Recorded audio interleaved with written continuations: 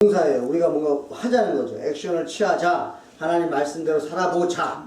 살아봐야 이것이 정말 하나님이 살아있는 말씀인지 우리가 경험하게 될 것이고, 그래 봐야 우리가 전할 수 있는 그 능력의 말씀이 되기 때문입니다. 그냥 우리가 지식으로만 뭐뭐 해라로 끝나면 아 그렇게 하라고 말씀은 하시는구나 라고 우리가 알고 끝날 수 있어요. 멈출 수가 있어요.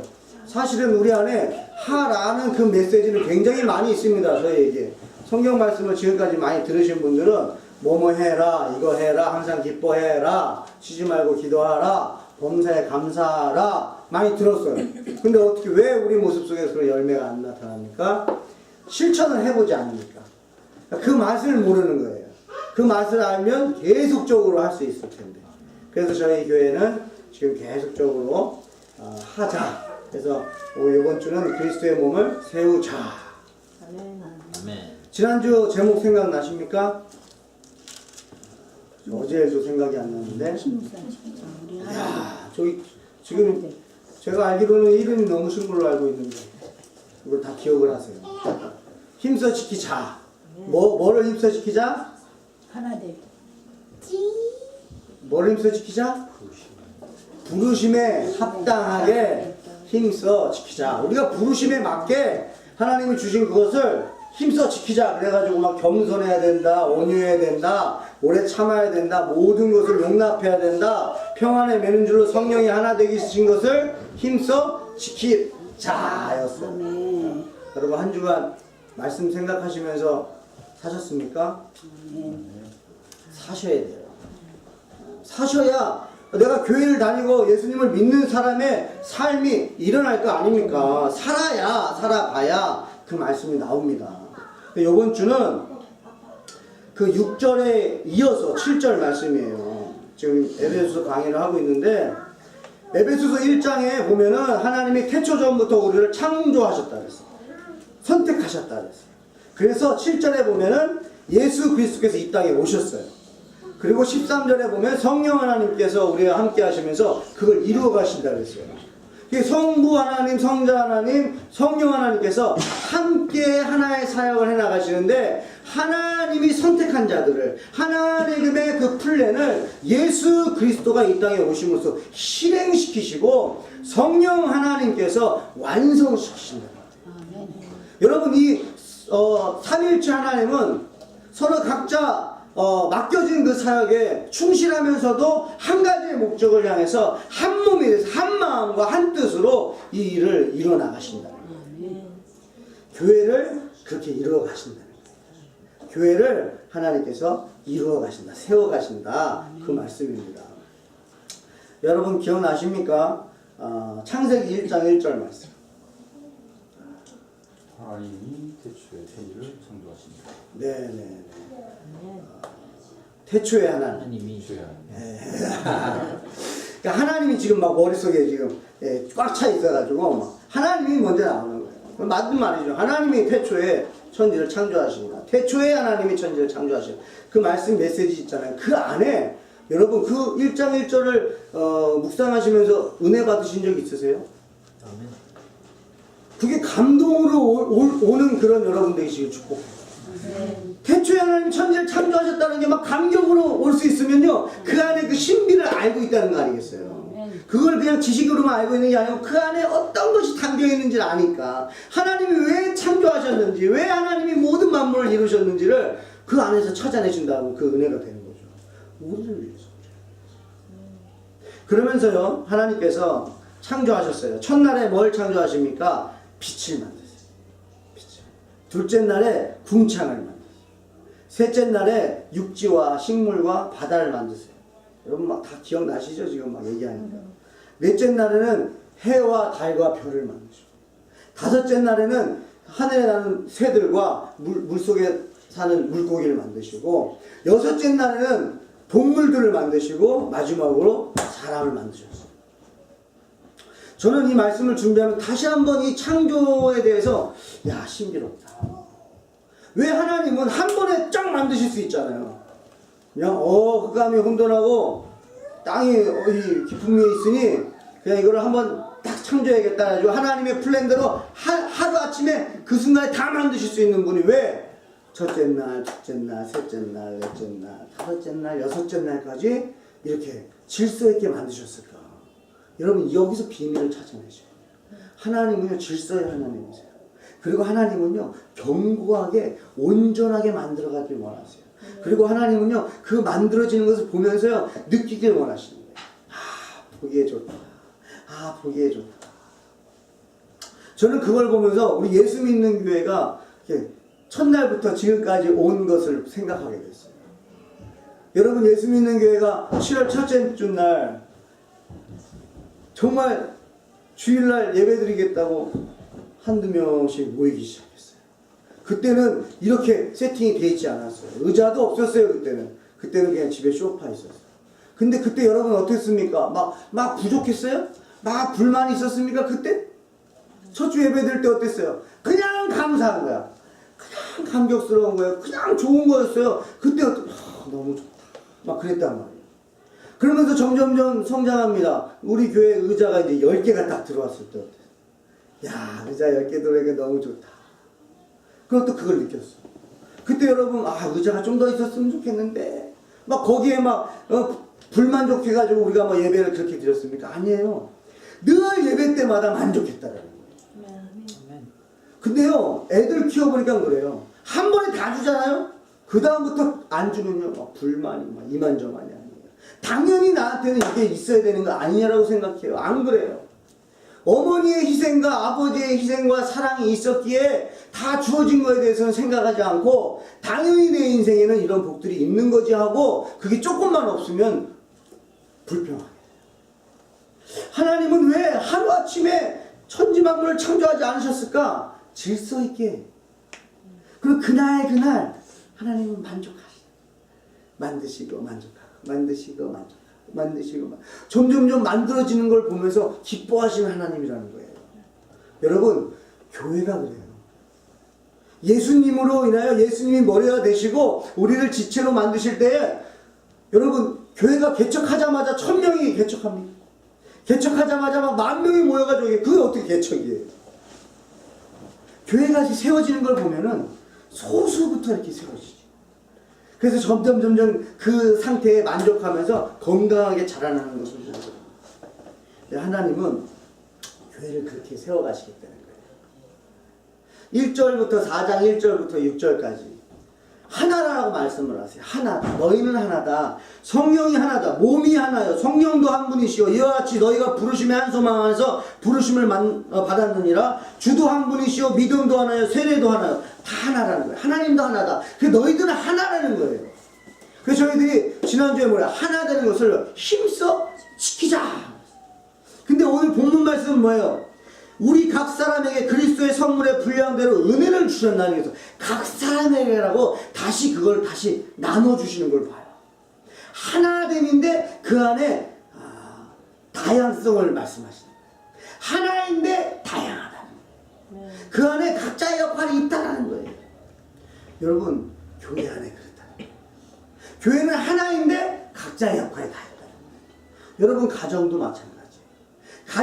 가족은 하나인데 각자의 역할이 다 있잖아요. 근데 이런 생각을 해봤어요. 땅에 살아야 되는 육지동물이 나도 저 새들처럼 나도 좀 하늘을 날고 싶다. 내가 사자가 밀림의 왕, 내가 사자가 못할 때 뭐가 있냐? 그러면서 막 높은 곳으로 올라가가지고 독수리가 사는 데까지 올라가가지고 절벽에서 막 사자가 뛰어다닌다고 생각해요. 사자가 살 수 있겠습니까? 또 독수리 새들이 막 궁창을 나누는 것을 보면서 하나님은 기뻐하시는 거였는데 이 새들이 나도 육지동물들처럼 이렇게 땅에서 살아야겠다 그러고 살아간다면 그게 어떻게 온전한 세상이겠어요? 하나님이 만드신 모습이 아니라는 거예요. 여러분 온전한 모습은 뭐냐면 하나님이 만드신 대로 살아갈 때 온전한 모습이 나타나요. 자기에게 주어진 대로 살 때에 기쁨이 있고 만족이 있고 소망이 있고 거기서 행복을 누릴 수 있는 거예요. 근데 나에게 부어진 하나님이 주신 은혜와 사명을 생각하지 않고 다른 것만 바라보고 살 때에는요 불만족이 우리 안에 일어나는 거예요. 그러다 보니까 아무 일도 할 수 없는 사람입니다. 여러분 가족이 그렇잖아요. 엄마가 엄마 역할을 안 하면 그 가정을 어떻게 온전하다 그러겠어요. 아빠가 아빠의 역할을 안 하고 자녀들은 자녀들의 역할을 안 한다면 어떻게 그 온전하겠어요.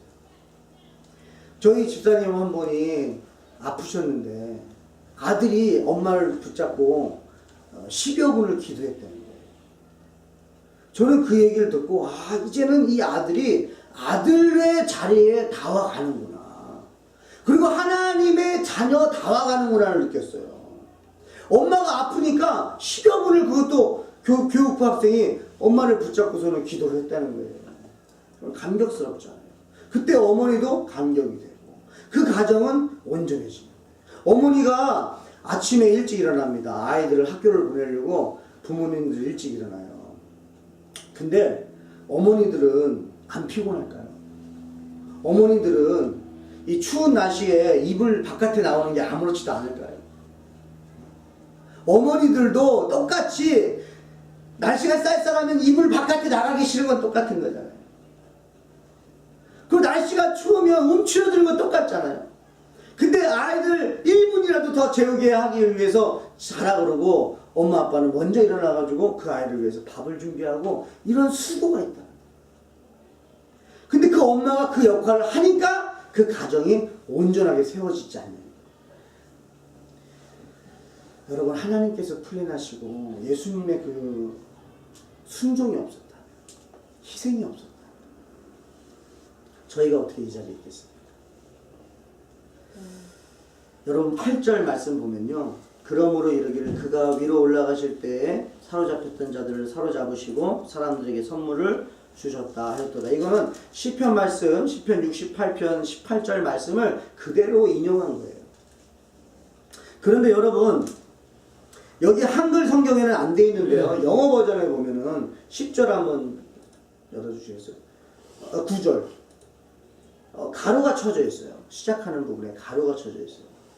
9절과 10절은 모든 이 성경 사본에 기록되어 있지 않다라는 거예요.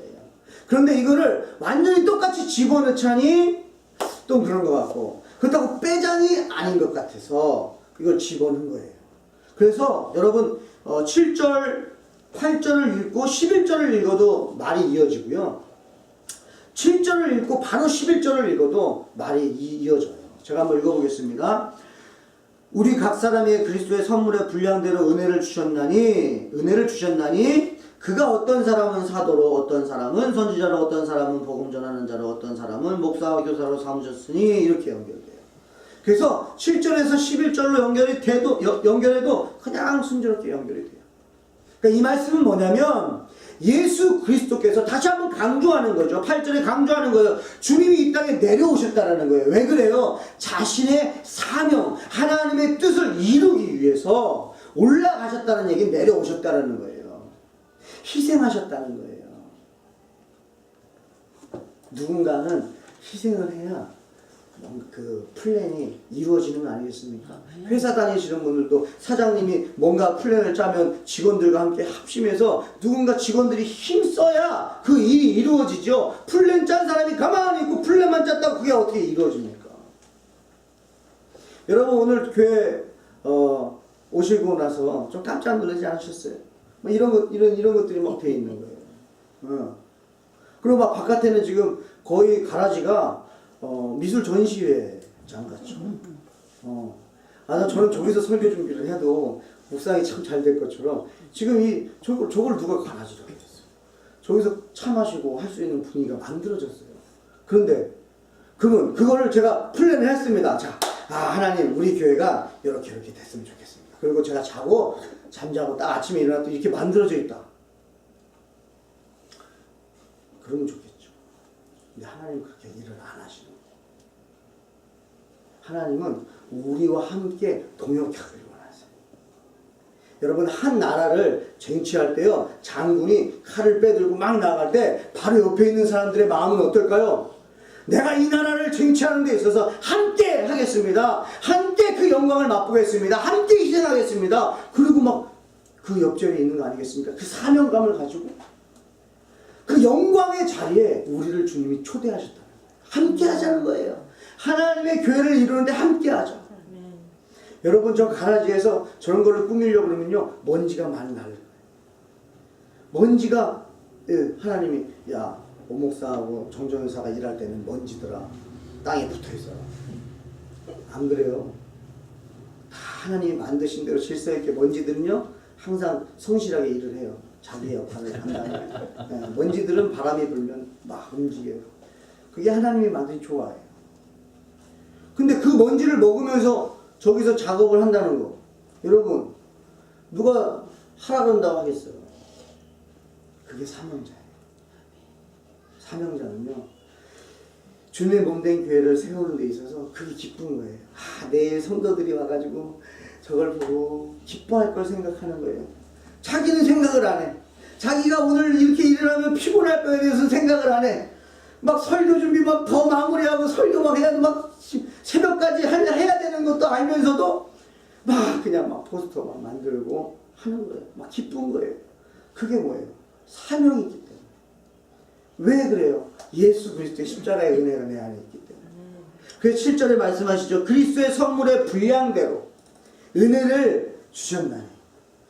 여러분 우리가 그리스도의 사랑을 받은 대로 우리에게 은혜를 주셨다는 거예요. 각자에게 사명을 주셨다는 거예요. 그래서 함께 교회를 만들어가고 싶다는 거예요. 그래서 함께 가정도 만들어가고 싶은 거예요. 여러분 하나님은 질서의 하나님이세요. 하나하나 만들어가세요. 우리 교회 여러분 딱 보시면서 부족함을 느끼시지 마세요. 여기서 만족을 느끼셔야지. 그렇지만 꿈을 꾸는 거죠. 내 꿈이 아닌 하나님의 꿈. 정말 하나님의 백성들이 더 많이 이 기쁨을 여러분 우리가 행복하지 못한데 어디 가서 예수님을 전하겠어요? 우리 안에 기쁨이 없는데 누구한테 예수님을 전할 수 있겠어요? 누가 그 복음을 듣겠어요? 여러분이 만족하고 이 안에서 기뻐하고 감사하고 행복해할 때 예수 믿는 교회 여러분들이 자랑할 수 있는 입술이 되는 겁니다. 그 질서의 하나님을 생각하시면서 지금은 이렇게 우리 교회를 움직이시는구나. 또 2016년도에는 이렇게 움직이시겠구나. 이런 꿈을 꾸면서 만족 가운데 행복 가운데 교회를 섬기시길 축복합니다. 한 여자와 한 남자가 만나야 결혼이라는 것이에요. 그리고 만나야 사랑하고 결혼을 해야 또 아이가 생기는 거예요. 여러분 이렇게 교회는 세팅될 때 누군가와 누군가가 만나 그 사람들이 함께 하나가 됐을 때 열매 맺는 삶을 살죠. 혼자 하는 게 아닙니다. 여러분 교회가 어떻게 혼자 움직입니까? 어떻게 이루어집니까? 성도가 없는데 무슨 목사가 있어요. 저도 성도죠. 그냥 혼자 예배 드린다면 저도 성도로서 하나님의 백성으로서 자녀로서 예배를 드리는 거죠. 그러나 성도가 있을 때에 목사라는 직분이 역할을 감당하는 거고 하나님이 세우시는 그 교회를 여러분도 같이 꿈꾸시기를 축복합니다. 여러분 온전해지는 것이 중요합니다. 예수님의 교회를 몸된 교회를 세워나가는 데 있어서는 누군가 희생이 필요해요. 누군가 섬김이 필요해요. 가정 안에서 어머니가 희생하듯이 우리 어머니가 자녀들이 내가 그냥 컸나요? 열나면 열난다고 같이 잠 못 자고 아이 닦아주고 그쵸 이리야? 그래서 부모님이 나중에는 크고 나니까 부모님이 뭐라고 야단치면은 막 우리 안에 막 불쑥이잖아요. 왜 나한테 뭐라고 하냐. 그건 뭐예요? 부르심을 잊어버린 거예요. 어디서 부르는 받았는지 잊어버리는 거예요. 그것을 부모들도 이용하시면 안 돼요. 어디서 우리가 부름받았어요? 허물과 죄로부터. 죽었던 자리에서 우리는 부름받았어요. 근데 뭐가 더 필요합니까? 죽으면요, 죽을 때 뭐 아무것도 못 갖고 가잖아요. 우리한테 있는 건 다 그러면 있는 거 아닙니까? 근데 없는 거 보면서 불평, 불만 가지면 이 예수 그리스도의 몸된 교회를 세워나가는 데 있어서는 온전하지 못하다. 건강하지 못하다. 하나님이 우리에게 주신 그대로 또 나에게 주신 부모님이면 그 부모님대로 사랑하고 섬기고 그 안에서 기뻐할 줄 알아야 거기서부터 창조적인 일들이 일어난다는 거예요. 우리 자녀들 부모님한테 불만이 생겨도 본인이 회개하세요.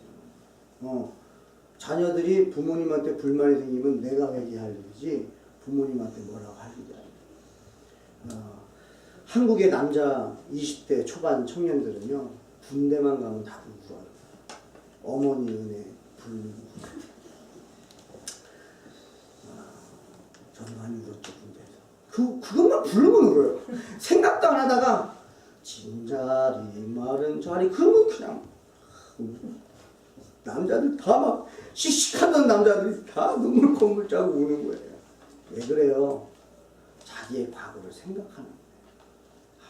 어머니가 이렇게 고생하셨는데, 아버지가 이렇게 고생하셨는데, 그러면서 군복을 입고 있는 자기의 그 건강한 모습을 보면서, 이렇게 내가 건강하게 어머니의 사랑과 아버지의 희생이었는데, 그러니까 감사의 눈물이 나죠. 근데 우리는 평상시에 그걸 잊어버린다. 여러분, 부르심을 잊어버린 사람은요, 사명 감당 못합니다. 내가 어디서 부름받았는지를 잊어버리는 사람은요, 교회를 세우는 데 있어서 희생을 안 해요. 할 수가 없어요. 왜 그런지 아세요? 월요일부터 토요일까지 살아갔던 그 세계관, 세상의 기준으로 살았던 그 세계관을 가지고 주일날에 와서도 그 세계관으로 바라보기 때문에 희생을 못해요. 나한테 뭘 주면 해요. 그전에는 안 해요. 그건 뭐예요? 잊어버린 거예요. 이미 예수님이 생명을 우리에게 주셨는데 그걸 우리가 잊어버리니까 또 뭘 줘야 내가 하겠다는 거예요. 세상의 가치관이, 세계관이 주일날 교회 안에 갖고 들어오시면 안 돼요. 그래서 우리 교회는 계속 선포합니다. 주일날부터의 삶이 되시길 축복해요. 월요일부터 이렇게 되니까 다른 인생을 살아버리시는 거예요. 월요일부터는 다른 인생을 살아요. 주일날 말씀을 붙잡았으면, 말씀을 주셨으면 그 말씀대로 살아보는 그 현장이 세상, 여러분의 직장, 학교, 가정이 되셔야 된단 말이에요. 그래야 살아봤더니 하나님의 말씀이 맞구나. 그리고 직장에 가서 봤더니 각자가 하는 일들이 있었구나. 그래서 우리 회사가 움직이는 거였구나. 그것이 여러분 눈에 보인다면 내 자리는 어떤 자리인가를 빨리 또 바라볼 수 있는 시각이 생길 것이고, 그랬을 때 내 자리를 그럼 내가 지켜야겠구나. 이게 아무렇지도 않은 자리가 아니었구나. 이게 그냥 가벼운 자리가 아니었구나. 그냥 나는 없어도 돼서 있어도 되는 자리가 아니었구나. 내가 있다라면 그 있는 사명이 있구나. 내 역할이 있구나. 다른 사람들이 그 역할을 감당하니까 이 회사가 움직이는 거였구나. 또 가정에 가서 들어가 봤더니 가정에도 엄마가 저렇게 일을 하시는구나. 엄마가 아무것도 안 하는 줄 알았는데 엄마가 아침부터 밤까지 하는 일이 저렇게 많았구나. 아빠가 일하는 게 저렇게 많았구나. 이런 것들을 우리 아이들과 우리 성도님들이 바라보기 시작할 때에 그러면 내 역할도 있겠구나라는 걸 생각합니다. 그럼 내 자리도 있지 않겠어요? 아들 역할을 감당하고 딸 역할을 감당한다 그러면 그 가정이 얼마나 건강하겠나요? 하나님은요, 하나님이 강제로 우리에게 다가오지 않으세요. 만약에 하나님 그냥 우리 예수 믿는 교회도 하나님이 그냥 말씀하셔서 그냥 막 부흥되게 해주세요. 막 사람들이 막 여기 막 계단에 앉고 막 하나쯤에 다음 주부터 되게 해주세요. 우린 가만히. 그렇지 않다. 근데 그게 은혜라는 걸 기억하시면 좋겠어요. 그게 왜냐면 우리를 온전하게 만드는 거예요. 여러분, 우리가 기도해야 온전해져요. 그리고 사역하고 섬기다가 힘들 때 인내할 줄 알아야 온전해져요.